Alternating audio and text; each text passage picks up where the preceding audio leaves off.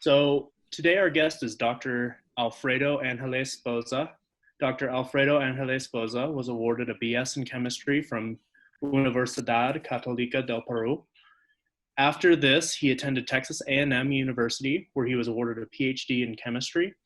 Following his graduation, Dr. Alfredo Angeles-Boza had two postdoctoral fellowships, one from Texas A&M and another from Johns Hopkins University.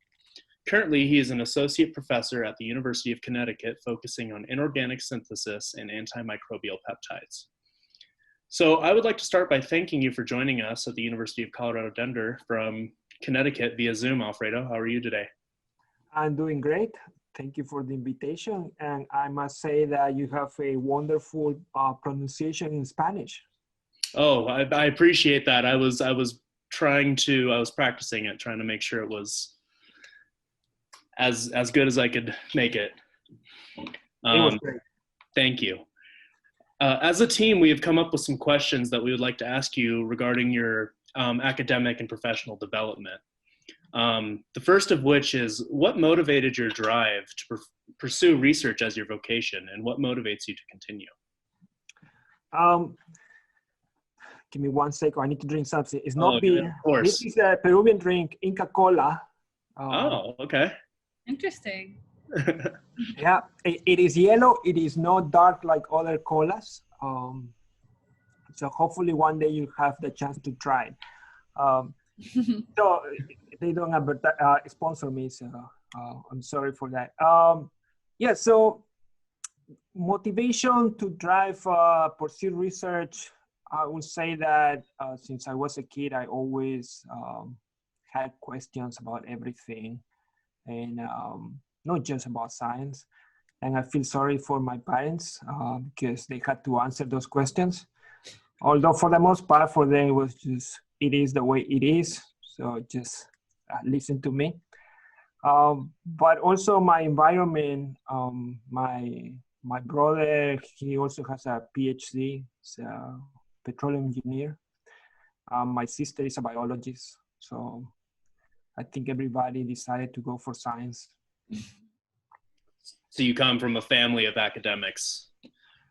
Yes, I would say that. Yeah, so everybody like to do science or something related to science. Yeah, okay. No, I would guess I would say it was the same way. I was always kind of looking for answers to things as well. So I guess, yeah, science is the best route for that. I definitely feel bad for our parents. Because I don't have kids yet. I have them at some point, right? But I know how sometimes parents are annoyed by the question, any question that kids have. What is that? You know, why? So it's probably worse for those kids that will develop as scientists in the future. So what would you say is the overarching theme of your research then? So overall, you know, when I write on my website or I sell myself, I say that I like to study reaction mechanisms. Okay. But this is a very broad term. So I study at this moment carbon dioxide reduction. So I like to see how a carbon-oxygen bond breaks or a carbon-hydrogen bond will form. But I also have this other research avenue, which is the one I'm going to present at UC Denver on antimicrobial peptides. And, you know, it's a larger molecule, so I don't look at just a bond formation or a bond cleavage. But I still want to learn how these peptides work, right? What is the mechanism of action for them to be such a successful antimicrobial peptide? I saw that you did a lot of you focused pretty heavily on the acton motif. I believe that's how you pronounce it, for the antimicrobial effectiveness of the oxidization of the cell walls and whatnot. Yes, so that's the way we started. We started looking at these copper binding peptides, right? It was sort of the low hanging fruit. You know, when you start your own lab, you have all these many ideas, right, in the air. the ones that are gonna make you famous but are very difficult, and then the easy ones. And the copper binding one was one of the easy ones because the binding motif has been known to inorganic chemists for, I would say, 40 years already, or 50 years, but never in the context of antimicrobial activity. So it just happened that I did a postdoc working with peptides in a biochemistry department, and all the literature that I review on peptides or antimicrobial peptides, they never referred to this copper binding motif. And I thought that that would be a good niche for me, just because nobody had explored that, and second, the experience that I had as an inorganic chemist. That is extremely fascinating. So in terms of your research as a whole, or I guess your overall development, what would you consider to be your biggest research failure, and how did you rebound from that?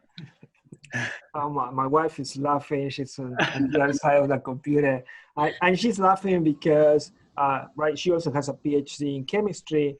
And one thing that you learn is that you mainly have failures in science, right?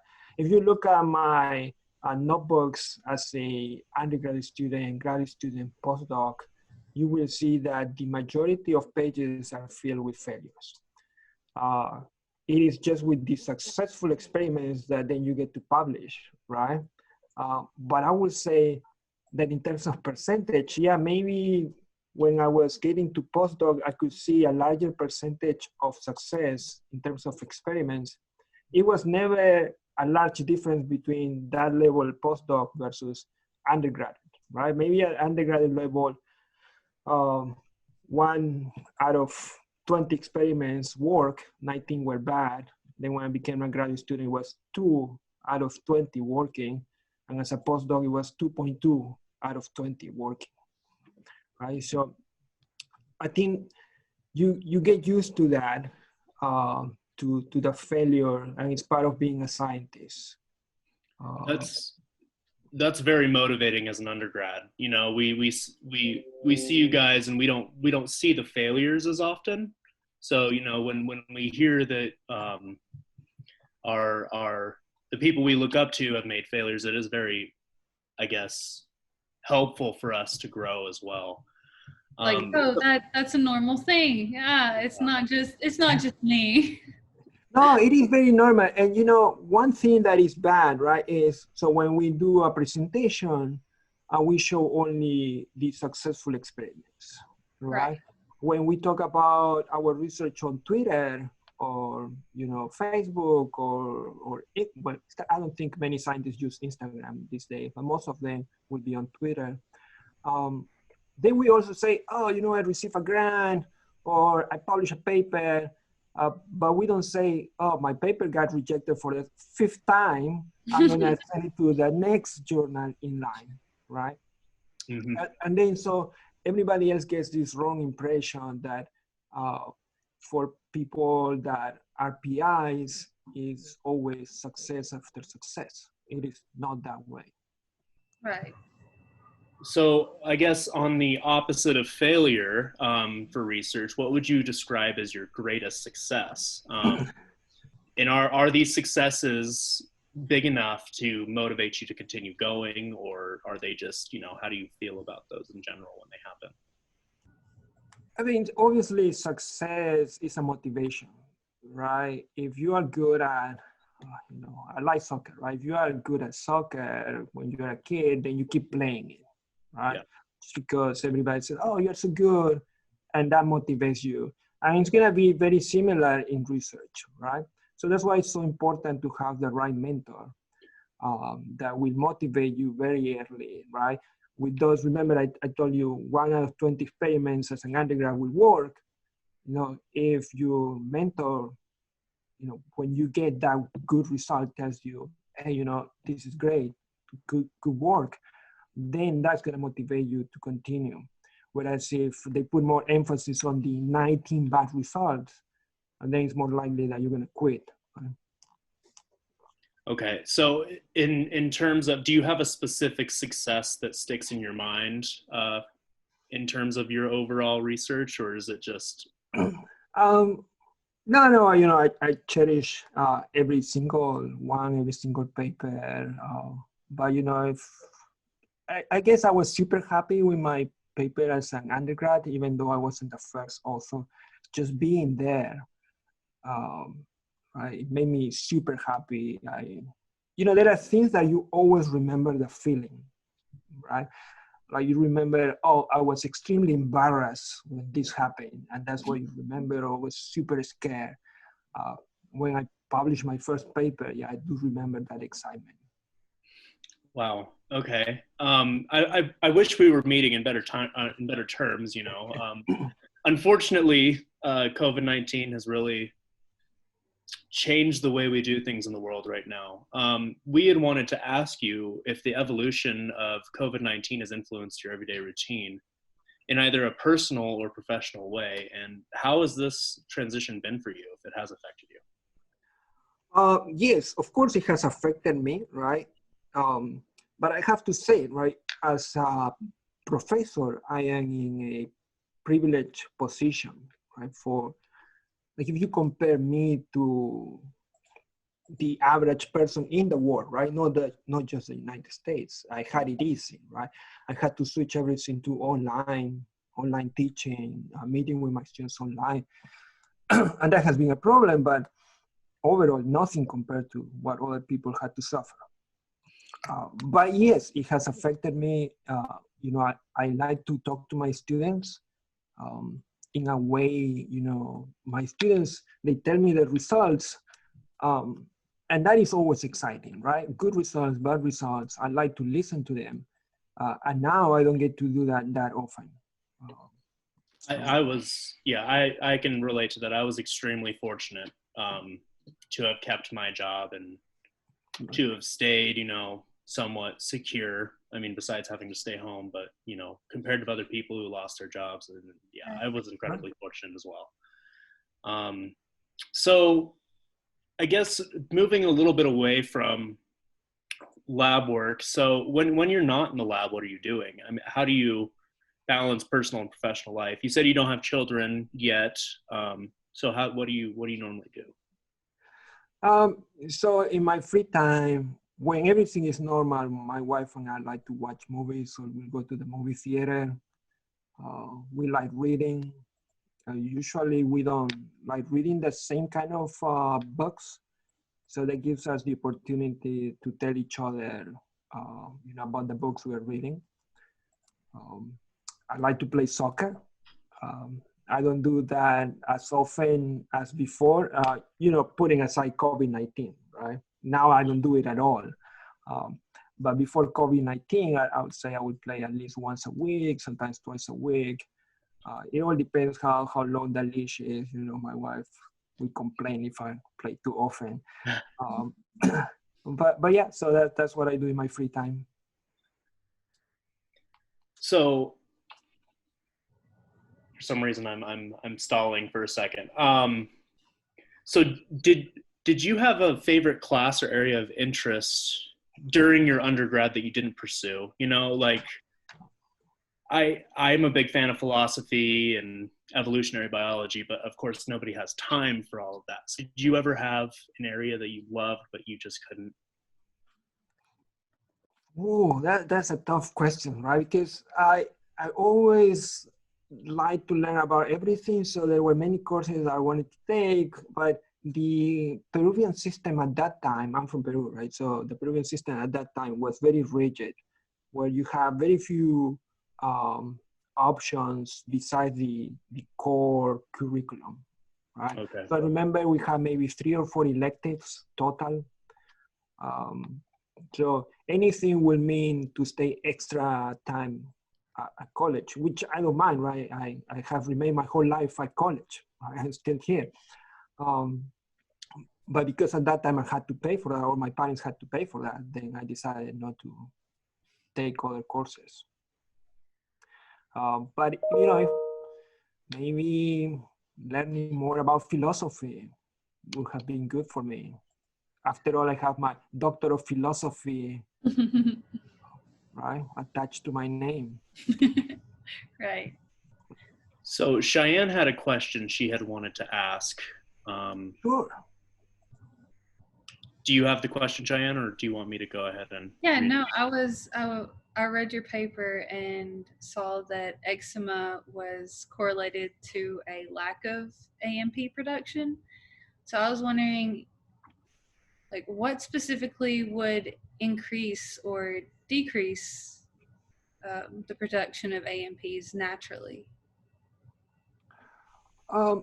So, no, AMP is being part of the immune system, right? Of the innate immune system.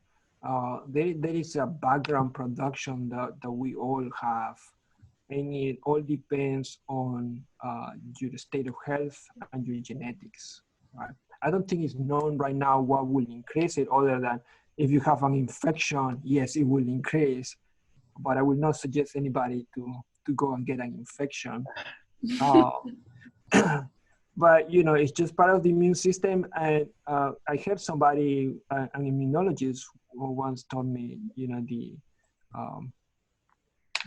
peptides, right? They're like proteins. So the way you get them is by degrading muscle, right? You convert your muscle into that. So the muscles are the source of energy for your immune system.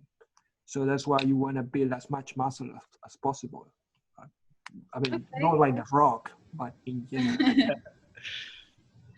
Right. Okay. So Nicole had a question. She was wondering if you have any advice for someone considering to pursue research. That you should try it. You know, if you are lucky, right, you're gonna get into the right environment, and if you have an advisor like Marino, Dr. Resendez, then that is great. And but you should always try what you think that there is a chance that you will like it, right? I've done that my whole life, where, you know, at some point I said, I'm gonna try industry, and I went and worked for industry right after I got my PhD. And I said, no, I'm gonna go back to academia and do my postdoc. And there will always be people that say, oh, that's not that, because you wanna do a straight pathway to your objective or aim, right? But I feel like, you know, there is only one life, so just try anything that you like. Right. That's great advice. All right, Alfredo, I would like to thank you again. We really appreciate you talking with us. Thank you. It's been very interesting. And I really just, it was awesome you were able to work with us today and, you know, give us some information. I would like to remind anybody listening that Dr. Alfredo Angeles-Boza is giving a presentation regarding the AMPs, those antimicrobial peptides that we were talking about today, on the 18th of September, so next week on Friday. Do you know the time by chance, Cheyenne, that they normally occur? I believe it's at 11 o'clock Mountain Time. Okay. Yeah. So if you're listening, please tune into that, because it'll be very fascinating to hear about. I've been reading his research and it's very cool. So thank you, Sean, and thank you, everybody. You were very kind. Definitely, we appreciate it. You have a wonderful rest of your day. Thank you. You too. Right. Bye. Bye.